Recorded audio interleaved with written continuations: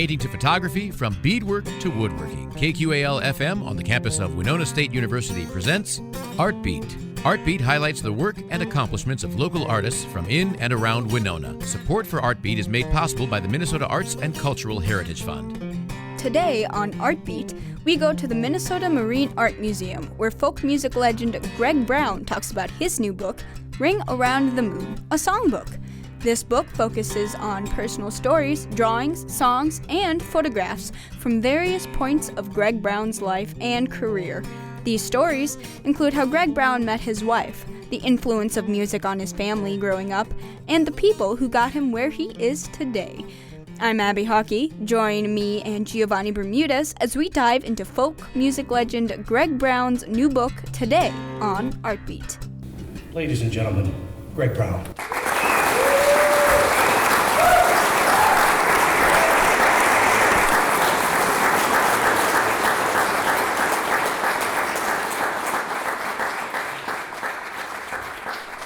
Well, whoever he was talking about sounds like an interesting guy. Maybe I'll meet him someday.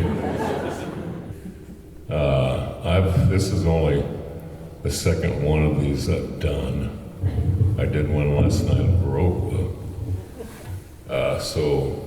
I'm doing a total of 4. So that sounds pretty exhausting, I know that.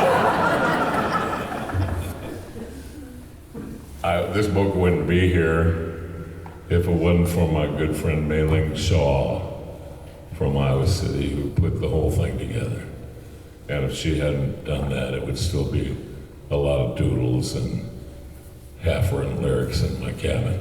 So thank you to her, and she's a great artist herself, and a wonderful person. So, what's gonna happen tonight, at least what happened last night, I'm gonna read, there's about, 15 or 20 little prose pieces in here, and I'll read some of those, and then I'll be glad to answer questions if you have any. And then I'm gonna sing 2 or 3 songs, and that'll be it. So just warning you know. Well, this piece is called Hacklebarney. Hacklebarney was that area where Grandma and Grandpa lived down there. Back before there were many towns, a lot of areas from southern Iowa, I'd say on down through the south, they had like a place name. They had every little area.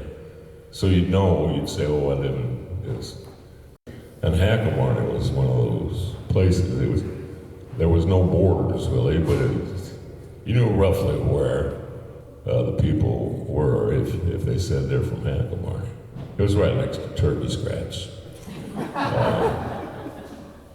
But somebody asked Grandpa once what Hacklebarney meant, and he said, it was just a tail end of nothing. And that was pretty close to the truth, actually. Hacklebarney, what a racket.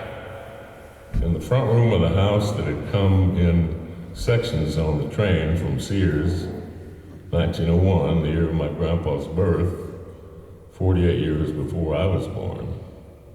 He was playing on the banjo, his son Franklin on the mandolin. There was a fiddle player too, I don't remember his name. Grandma joined in on the pump organ once in a while, and then we'd go back out to the kitchen. There were a lot of people there, you could hardly walk through the house. I was 6, sitting on the floor, taking it all in. Here Rattler here, going up Cripple Creek, going down yonder, flop-eared mule. The music lurched around like a drunk car headed for the ditch. There were cans of beer on the floor.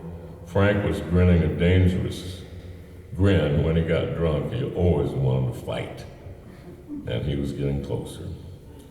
I watched Grandpa's engineer boot patting the floor, his cigar in the corner of his mouth, sometimes lit, mostly not. Felt like the little house was shaking, about to take off for some other region.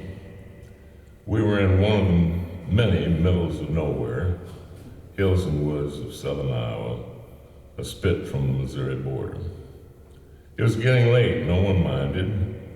One tune would go directly into the next.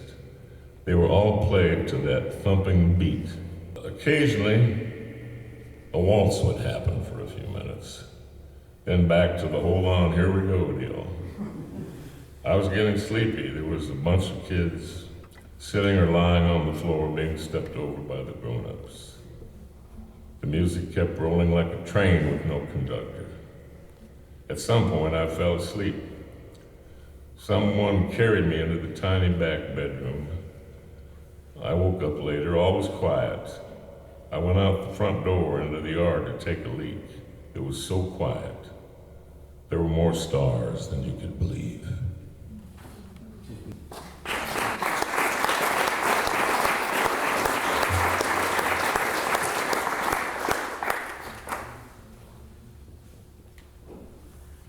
This is a little piece about when I was starting out, trying to be a folk singer. It was in 1969. I went to New York City, and I was quite shocked. I hadn't been in a big city. I remember the first night I was there, after I got off the plane. I had 2 guitars at that point, and a backpack, and I was walking down one of the big avenues when it turned into 5 o'clock, and everybody came out of the big buildings, and I was scared to death. I'd never seen that many people walking that fast, ever. And I remember I got in a storefront that had a little end, I backed way up, and I got my 2 guitars in front of me, and I just stood there till it was over, which took about an hour. Gradually, I got kind of used to New York. But this piece is written about my early days there. And there's a little story in here, a little piece at the end about a guy named Johnny Porco, who he and his brother ran a place called Gertie's Folk City. And, you know, when you think about how much effect we can have on each other, it's a little awe-inspiring. I had been in town for a few months, playing the hoot nights in various little clubs around Greenwich Village. I had been on the streets for 6 weeks or so, sleeping on a bench in Washington Square Park, or sometimes up by Penn Station. There was a low wall along the street there, backed by evergreen bushes you could lean against and sleep for a while. Sooner or later, a policeman would wake you up with his stick and tell you to move on. I had a couple $100 in my pocket when I got to town. I was 19 and had never been in a big city, had never seen people begging on the street. In a few weeks, I managed to give all my money away, and after that, I sold the last few books I had in my bag to bookshops. I'd been living on 1 sausage sandwich a day for a while. They were pretty good. And I was thinking I probably better get out of town and get back home somehow. One hot day, walking through the village, I saw a guy I knew, Bart. He was the house act at Gertie's Folk City. He told me he was leaving town, going back to Oklahoma, and how would I like to have his job. He told me the gig was to play 6 nights a week, do an opening 20-minute set, and then introduce the main act, and to sign people up for the hoot night, and that the pay was $50 a week. I said, yeah, I'd like that. He told me I could start Friday, and that he would introduce me to Mike and Johnny Porco, who ran the place. The next day, Thursday, I met Bart at Folk City. He introduced me to Mike and Johnny. Johnny gave me a $50 advance and told me to be at the club at 6 the next evening. I went down to the subway and caught the train to Far Rockaway. There was a beach there, a few small, shacky restaurants. When I got there, I ordered fried clams and a Miller beer. I ate the clams and drank the beer and laid down on the beach. I guess I must have been pretty worn out. I woke up late that night with a badly sunburned face and arms. I knew I had missed my first night of work. I knew I would be fired, and I would have to get out of town, and that I wouldn't be back. I left my guitar at Gertie's in the basement. Saturday afternoon, I went back to pick it up. No one seemed to be around. The back door was open. I went in and went down the narrow staircase to the basement, got my guitar, and I was walking away from the club when I felt someone grab my arm. Johnny was Italian. Hey, he said, why you no show up? We can no use you. Your first fight, you no show up. You're fired. Why you no show up? I told him that I'd been living on the streets, had not been eating, and had gone up to Far Rockaway and had a big meal and a beer, and had fallen asleep on the beach. I was sorry, and I was going home. Johnny stared at me for a long minute, his hand still gripping my arm. He said, you come with me now. He put his arm around my shoulder and led me back into the club. He told Maria, the cook, to make me a big plate of pasta and to give me a beer. He told me that Gertie's was moving soon to a new place only a few blocks away, and that I could have a day job cleaning out the new place and a room to sleep on the second floor. He said, you stay. You be okay now. You leave your guitar here.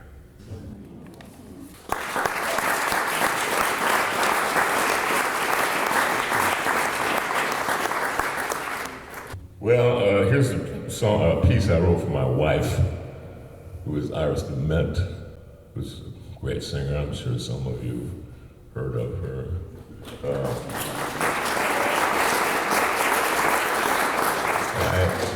When I was working on these little pieces, I told Iris I'd written a piece about her, and she said, well, you can't put that in the book. And that's kind of the way she is. But then a little time went by, and she read the piece, and she said, you can put it in the book. So I did, and here it is. You a lot of times don't even know why you know what you do. I was singing at the Lions Folk Fest. That's in Colorado. I had met Iris a time or two here and there at gigs around the country. She was playing at the fest too. She and I were standing over at the edge of the stage. She was about to go on and sing a song or two with John Prine. She'd been eating her supper holding a paper plate. She was about half done. As she left, she handed me her plate and said, here, you finish this. I just stood there staring at the plate after she had gone. I just stood there looking at her plate. I had been really sure that I was never going to get married again. Now I was pretty sure I was. You don't take someone's plate and finish it unless you know you are getting married. I didn't even know why I knew what I knew, but I did, and I'm so glad I did, and that she did, and that we still do.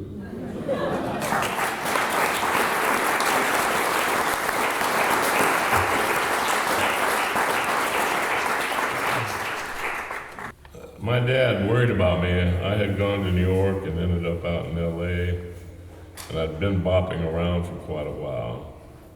I guested on the Prairie Home Show a couple times. I was, I guess, in my late 20s, and Bo Ramsey and I did a gig over in Ames. It was a little music club that was inside the student union. Paul was living in Des Moines at the time, and he came to the gig. Well, it was sold out. After the gig, Paul put his arm around me and said, son, I think you're gonna do okay. He had never criticized me really when I was growing up, but he was a little worried about how I was gonna be able to take care of myself. So it was nice to get that information from Paul. Some people never do, and that's gotta be hard. Paul told me he loved me and we hugged. You know, it's hard to imagine life without that for me. You know, men can be really iffy about all that stuff. But Pa wasn't that way. He seemed to get more open, more accepting the older he got.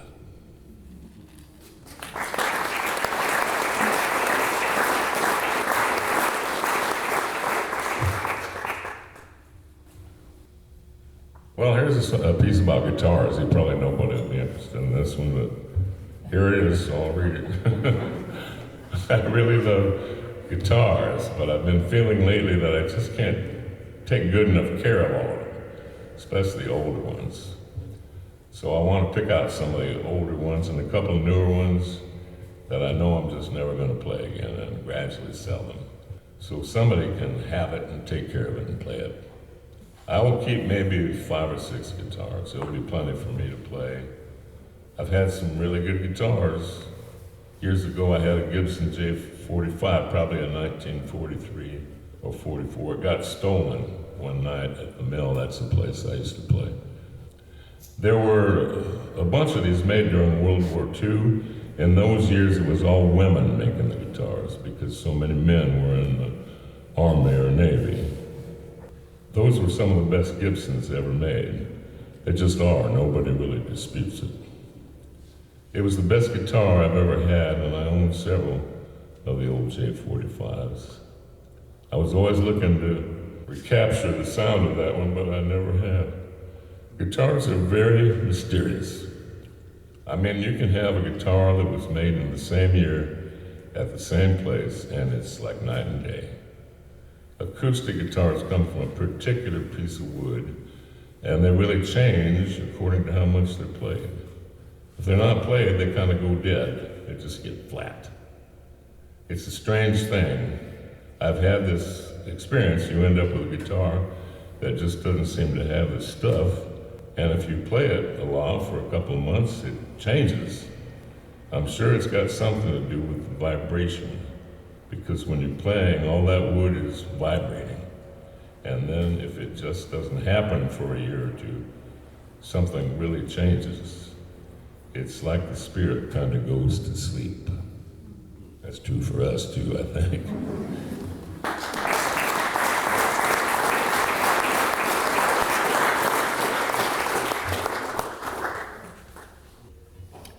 Well, this piece here is called Pushing 50 Years. Well, I guess I played music for a long time. Pushing 50 years, I would have to push them. It was getting hard to pull them. About 10 years in taverns, usually having a day job at the same time. Then I worked for the Iowa Arts Council, specifically a program called the Touring Arts Team, which consisted of about 8 artists of different disciplines: a painter, a dancer, a poet, a mask maker, a musician. We spent 2 days in each small town, population 1,000 or less, teaching and giving performances and setting up galleries in a church or school or firehouse or park. First night we gave the show, then the second night we'd display the students' work from age 50 to 90, and we'd listen to whatever songs my class had written. There would be a dance show, you name it. We would do 15 to 20 towns a summer. It was a wonderful program. Arts Council money was actually used to reach people in the small towns.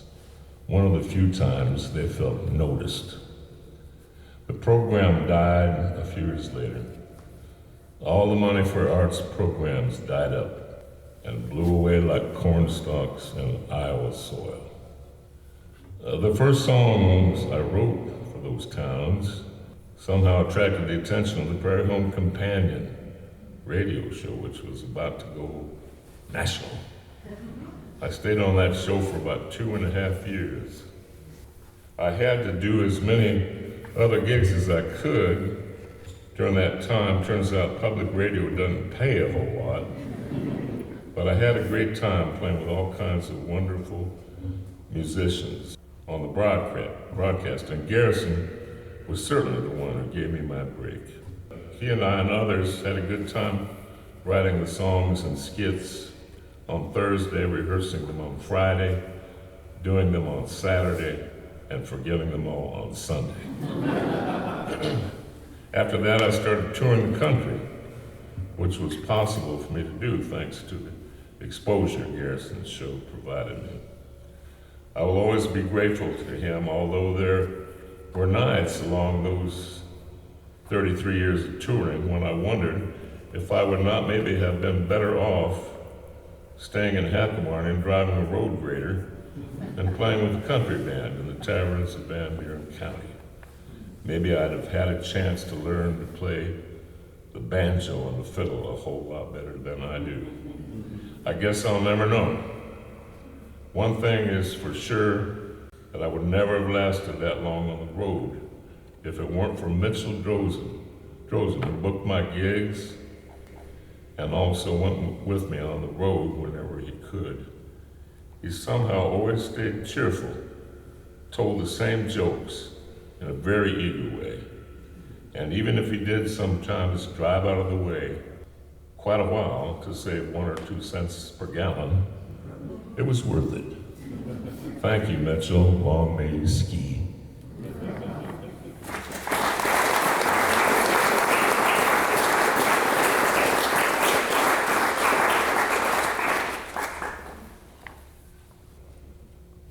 I'll read you one more. This is about Allen Ginsberg, who was a favorite poet of mine from the time I was quite young.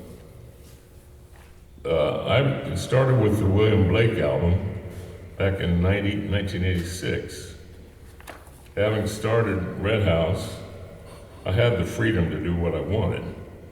I decided I wanted to make an album setting William Blake poems to music. I told Bob Feldman, who ran Red House, to try to get a copy of this to Allen Ginsberg. I really like him, man. He loves Blake. So Bob did. I never heard from anybody. When Allen Ginsberg died in 1997, after that, one day I got a big package in the mail, and there's a letter in there from Ginsberg's secretary. He said that while Allen was dying, he asked to hear my Blake album, and they actually played it a lot. He included a manuscript of Allen's Blake lectures that he had done at the Naropa Institute in Boulder. It was all typed out with things crossed out. It was his own lectures as he had written them out. It has never been printed anywhere. I'm sure there were copies, but I was stunned. It was really quite a present. I think that's one of the important things about music. It can mean so much for people who you have never met.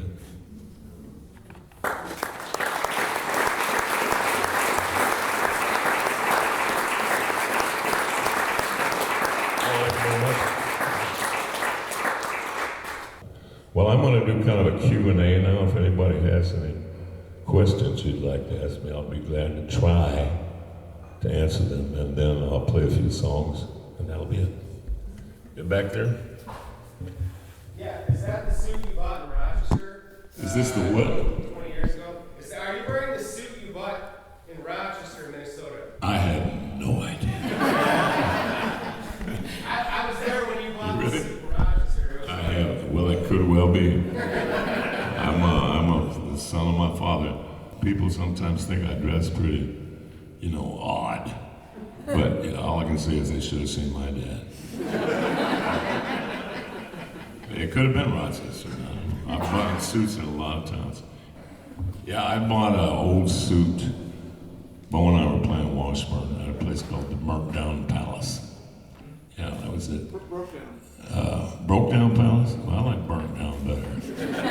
But anyway, somewhere along the way, Bo and I, out on the highway, there'd been a flea market, and I stopped and I bought a suit and put it on, and we got to the gig in Washburn and walked in, and we were going to do our sound check, and this guy walked up to me. I had my suit on. I think I maybe a hat too. This guy walked up to me and said, "Are you Greg Brown?" I said, "Yeah." And he said, "No, you're not." I said, "Well, okay." I don't know if it was the suit or what, but anyway. Probably one. Bo was kind of a conservative guy, where wears a nice jacket, nice pants, boots. Later on, he started wearing a hat.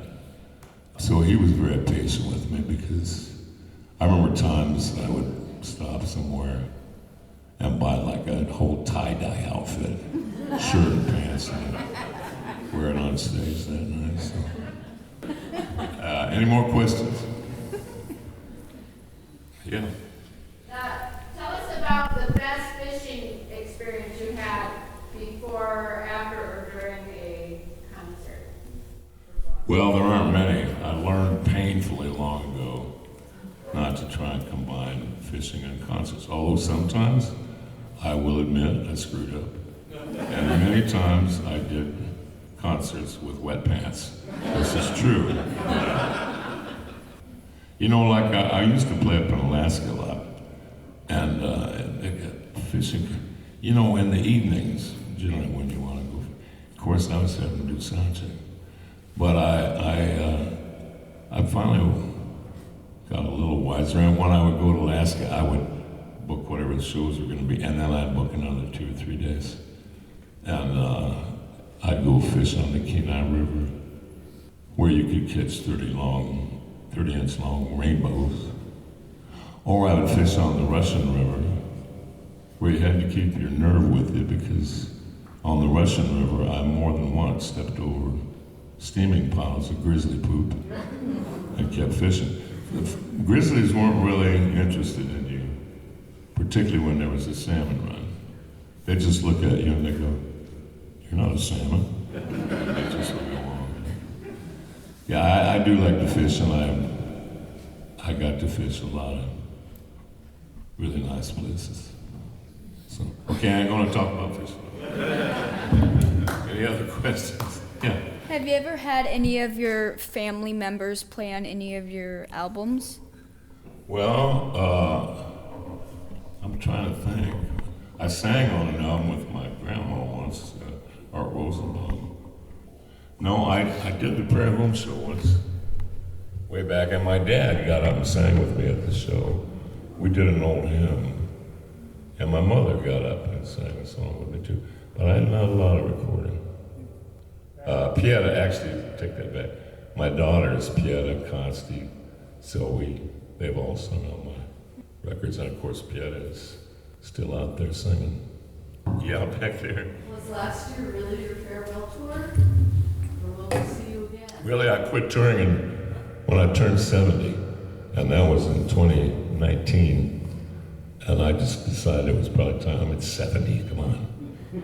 Time to quit, and it wasn't but maybe 3 or 4 months, and the pandemic started coming in, so during the pandemic, I did quite a few online benefits, you know, on Zoom. Somebody be raising money for something. I did a lot of those. And then I mentioned to Mitchell, who was booking me, that I would like to do a few more gigs. And Mitchell immediately called it Greg's Retirement Tour, which I had never used. And so I ended up doing two nights in Minneapolis and did I do 2 nights in Iowa City? I think I did. But that was it for me. Make some room for the young people. Who are the young people? Anybody like 25 years younger than me.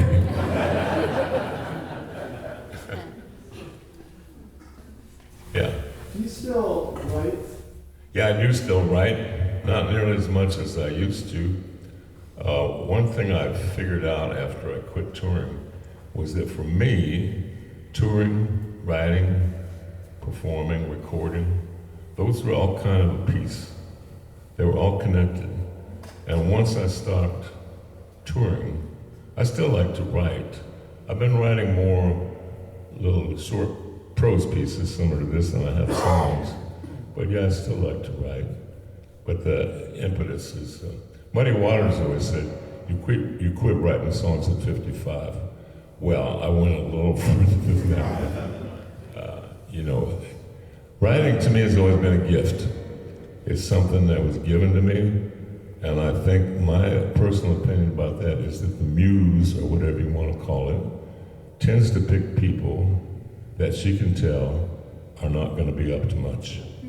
So she can always get them middle of the night, early in the morning, and that's the way it felt to me, like I had been chosen with mercy by the muse, because she knew I was not going to amount to much otherwise.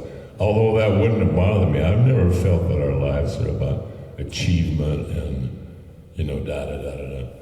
For me, anyway, life's mostly been about poking around and seeing my friends and singing a little bit.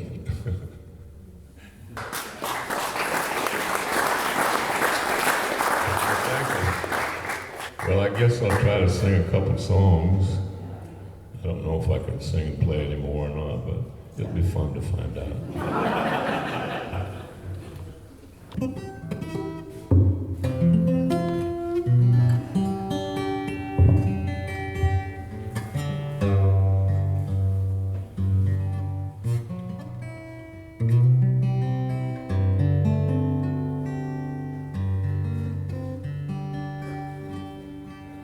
Wash my eyes that I may see yellow return to the willow tree.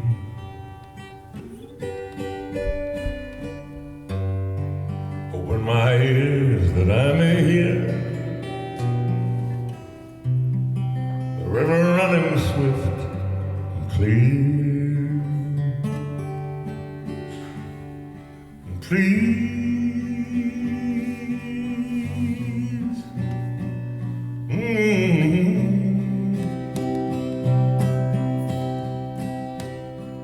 wash my eyes,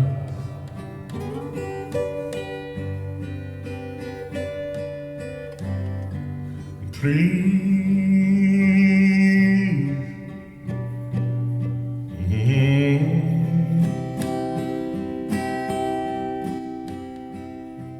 Open my ears,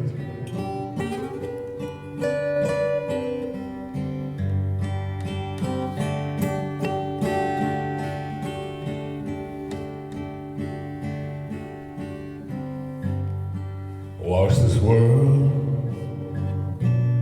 There is one place where there's a mad and a fearful face. Cruel, raging seas, let these children sleep in peace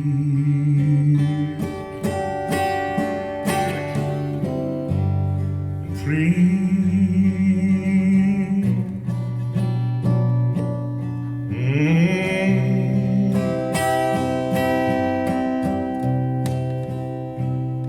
Wash this world.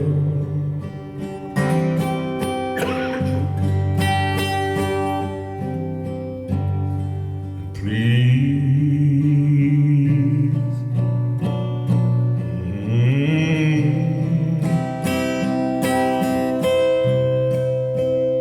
Let all these children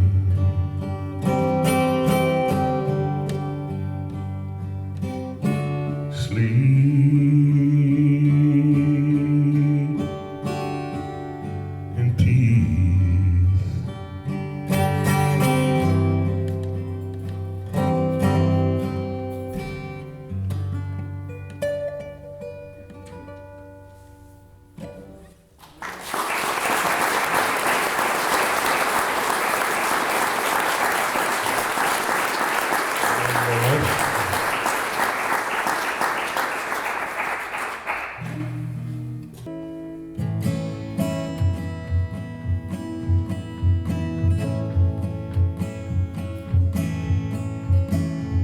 Let the wild and the wind bellow and blow off these warm July.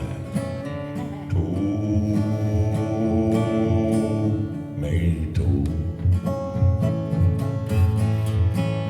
Well, there's peaches on the shelf, taters in the bin.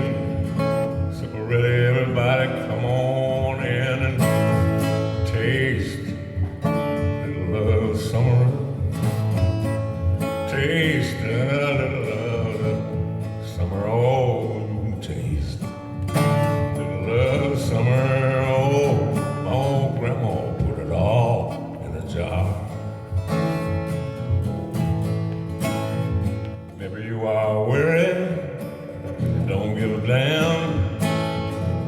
tasted her blackberry jam.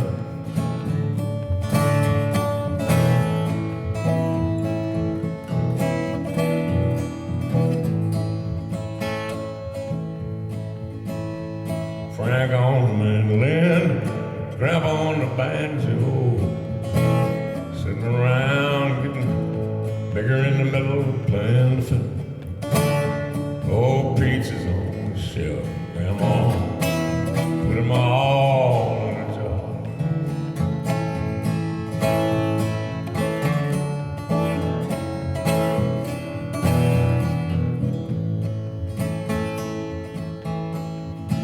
When I go down to see Grandma, ain't a lot of weight. They're in their hands, she gives me plate after plate. Cans the pickles, sweet and dill, also the songs of the whippoorwill.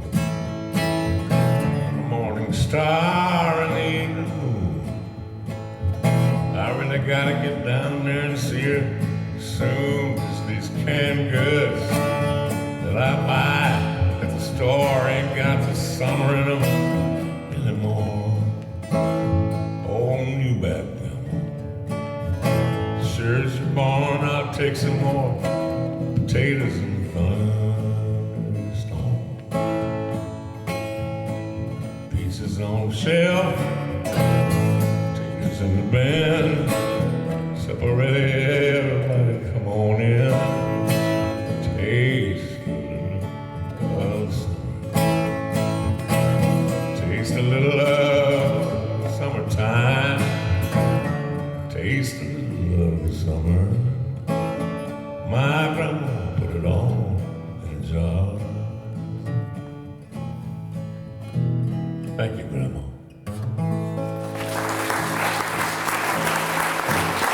All right, thank you all very much.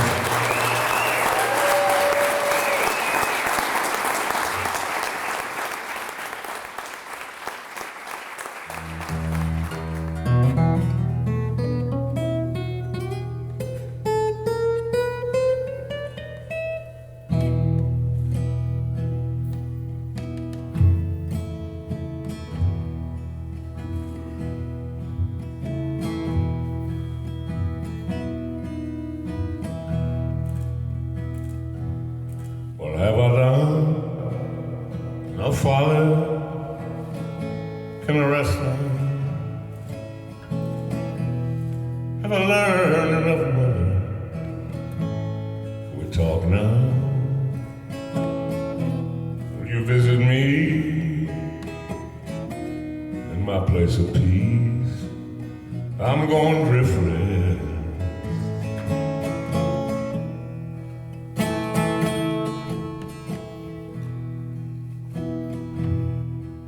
Let's cry all the tears, cry them all out. Let them flow down and clean all our rivers in the evening sky. That's the reason why I've gone driftless.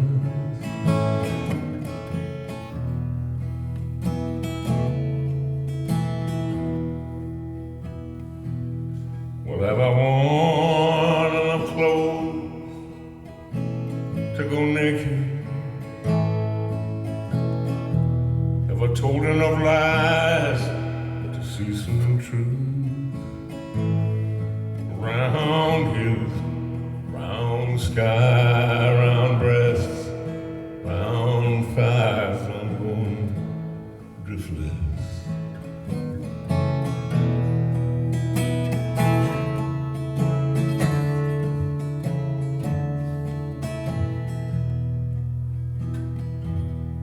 Well, have I done enough, Father? Could I rest now? Have I learned enough, Mother? Could we talk now? Will you visit me in my place of peace? I'm going driftless.